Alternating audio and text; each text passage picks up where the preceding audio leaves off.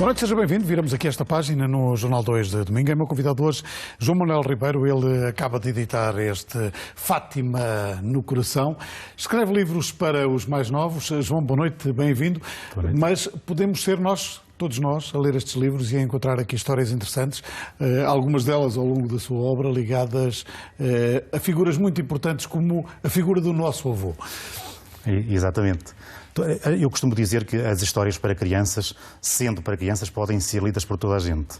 Ao passo que o contrário, os livros para adultos não podem ser lidos por toda a gente. Nesse sentido, a literatura infantil-juvenil é muito mais ampla do que a literatura para os adultos. Este Meu Avô, Rei de Pouca Coisa, já tem traduções. É importante aprendermos sempre com os mais velhos. É com eles que criamos o primeiro sonho e ouvimos a primeira história. Sim, eu costumo dizer que de todos os livros que eu escrevi, esse é o mais significativo, aquele de que eu mais gosto. A razão é simples, é um livro autobiográfico. Nesse livro eu conto a história da minha infância com o meu avô. Ele era um homem com pouca instrução, mas era um homem muito especial, muito ligado à terra.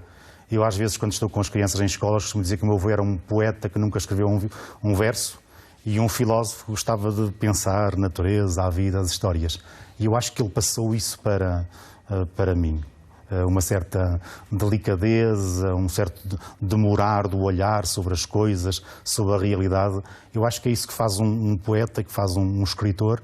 E quando se escreve para crianças, eu penso que isso ainda é mais significativo e mais relevante. É preciso perder tempo com coisas simples, com coisas pequeninas do dia-a-dia. Claro, coisas que encantem. Num outro livro seu, que tenho aqui na mão, Fernando Magalhães, Eu não sirvo a Castela, sirvo ao mundo inteiro. É importante também para eles, os mais novos, começarem a olhar assim para a história, com uma coisa simples, mas percebendo a importância de algumas figuras que passaram pela Península, neste caso. Sim, nós tivemos já uma tradição, que podemos dizer, significativa em termos de biografias. Depois isso, durante os últimos anos, perdeu-se e acho que nos últimos tempos têm sido reativadas um bocadinho. Eu comecei a escrever biografias um bocadinho desafiado por essa editora Ópera Ómnia. Esse do Amadeu de Sousa Cardoso foi o primeiro que eu escrevi e gostei tanto de escrever essa pequena biografia do Amadeu de Sousa Cardoso que, quando fui convidado para as seguintes, não tive como dizer que não. Uma figura que foi proscrita na nossa história, continuamos a descobri-lo e ainda sabemos pouco Sim, sabemos da vida muito de Amadeu. pouco. Eu costumo pensar que o Amadeu de Sousa Cardoso foi um gênio, porque ele foi para estudar para Paris com 19 anos e morreu aos 30. Portanto, ele teve 11 anos para construir uma obra absolutamente fantástica, magnífica. O que ele teria feito se porventura não tivesse morrido aos 30 anos? E se o tivessem deixado de fazer também? Sim, também. O regime da altura penalizou fortemente pela abertura que ele teve e pelos judeus que ele acabou e também de as salvar contingências nesta familiares, etc., que ele teve. Mas a sua obra começa com este rondel de rimas para meninos e meninas. Este é o seu primeiro livro. Como é que entra neste imaginário dos contos infantis? Pois, esse é um livro, por acaso, é um livro de poemas que faz 10 anos, que foi publicado em 2018, e entra de uma forma muito simples. Eu sempre gostei de escrever poesia e, até na altura, percebi que os mais pequenos eram sensíveis. Com a conversa que atende? Com a conversa, ao contar histórias. Eu fui contador de histórias durante algum tempo, e eu comecei a perceber que os miúdos eram sobretudo sensíveis ao som, à fonética, ao ritmo, e vi que eles se sentiam encantados por isso. Então, aventurei-me a escrever esse livro de poemas para crianças. Estamos no centenário das aparições e aí vem o desafio. Fátima no Coração. Fátima é um lugar especial, escreve aqui a gente sente-se bem, é em paz. E no seu livro quis também passar esse lado de paz de um santuário, mais do que se acreditar ou não nas aparições. Exatamente. Quando eu fui convidado para escrever esse livro, puseram apenas duas condições. A primeira é que o livro, de alguma maneira, falasse de Fátima e segundo, que se destinasse ao público infantil. Não puseram mais nenhuma. E eu, dentro destas condições que me foram postas, ousei desenvolver a perspectiva de que Fátima, além de ser um lugar simbólico do ponto de vista religioso, é também um lugar simbólico desde outros pontos de vista. Por exemplo, desde a cultura, desde o lazer. Há pessoas que vão a Fátima porque se sentem lá bem porque querem descansar. Procuram essa paz de que Procuram essa paz, exatamente. Isso é a fala de uma personagem. Roteiro para os mais pequenos. Temos, para cada dia temos um caminho a seguir. Sim, eu quando construía essa história, construía como se fosse um jogo. No fundo, trata-se de 3 crianças, e é significativo que sejam 3 crianças. Primeiro porque o livro se destina para crianças, e em segundo lugar porque pode estabelecer uma certa similitude com os 3 pastorinhos. Exatamente. Depois, a história conta a história de 3 miúdos que são levados por uma avó, a Fátima, e que quando chega lá eles vão contrariados, vai ter uma semana de férias em Fátima, tem algum jeito, o que é que vamos fazer? Mas a avó arranja uma estratégia, propõe-lhes um jogo, e aí começa um bocadinho a estratégia do livro, que é, ela oferece-lhes em cada dia uma pista, com uma frase bíblica, que associa a um lugar. E depois, no final do dia, eles terão de escrever um diário de bordo, a modo de um pequeno diário. Aí está implícita naturalmente a ideia do jogo, portanto eles a partir da frase bíblica vão depois descobrir cada um dos lugares, e está também a ideia de serem eles a descobrir e não alguém a impor a mensagem. A ideia do diário, de serem eles a fazer o resumo, a síntese do dia, tem esse objetivo, o objetivo de percepcionar que a mensagem não lhes é imposta, são eles que vão descobrindo e vão percepcionando, vão apreendendo a mensagem. Mas isso é outra forma de aprender. Claro. É deixar aquela imagem de um lugar estático, uma sala de aula, onde o professor debita sabedoria e o aluno apenas tenta absorver. Aqui o que nos propõe é muito mais do que isso. É descoberta. Aí o que se propõe é a descoberta, aqui no caso dos acontecimentos, também dos monumentos, dos lugares e também das vivências, porque na altura eles começam a perceber que sendo 3 e com a avó 4, há outras perspectivas que eles precisam de descobrir, de encontrar-se com as pessoas, e portanto penso que sim, aí a perspectiva é a perspectiva não exatamente do ensino, mas a perspectiva da aprendizagem, da descoberta. É esse o sentido do jogo. Eu diria que é um artifício literário que eu utilizei no sentido de potenciar a descoberta de um lugar tão especial como Fátima. E aqui está, de novo, a avó a ajudar nesta descoberta. Já percebi que é daqueles que gosta de beber sabedoria nos mais velhos. Estaremos nós a aproveitar pouco essas enciclopédias que vivem ao nosso lado? Sim, acho que sim.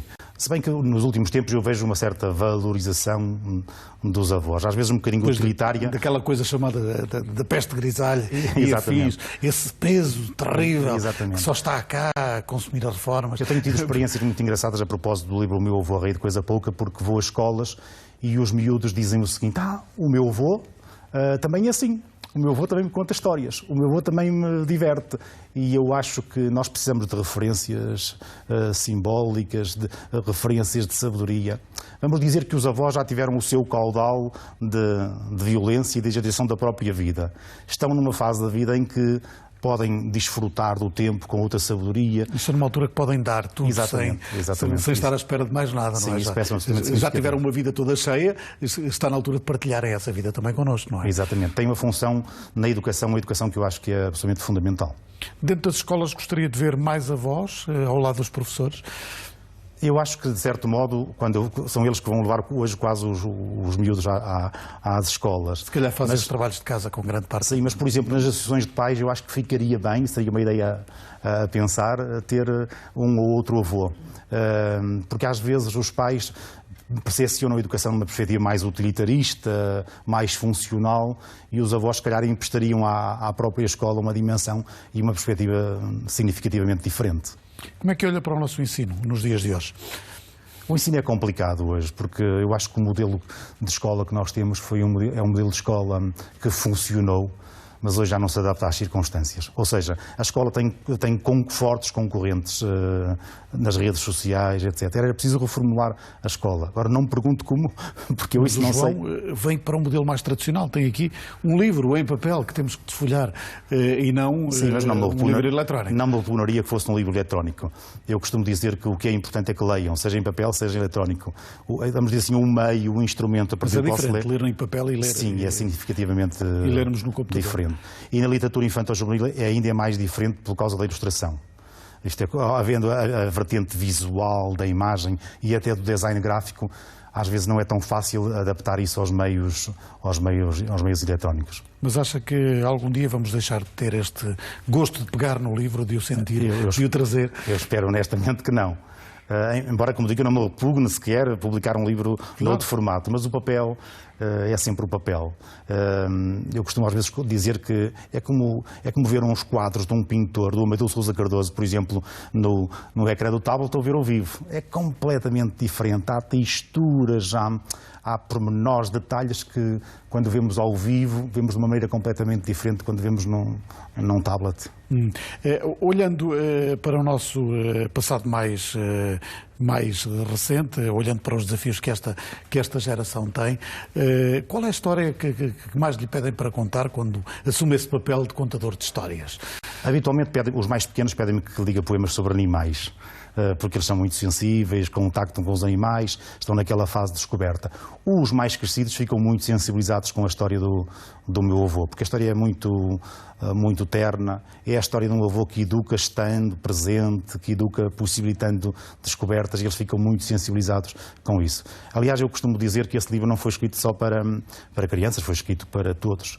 Eu costumo dizer que desde o momento em que publiquei esse livro, deixei de escrever para crianças e passei a escrever para leitores, porque encontro imensos adultos que gostam desse livro e se sentem apaixonados pela história. Tenho inclusive em casa uma coleção de textos que os próprios miúdos, depois de visitar as escolas, me enviam a contar histórias dos seus avós. E há algumas muito, muito, muito significativas. Certamente podem dar outro livro, um dia Podem destes. dar outro livro, sim, um dia destes, sim. Acho que sim.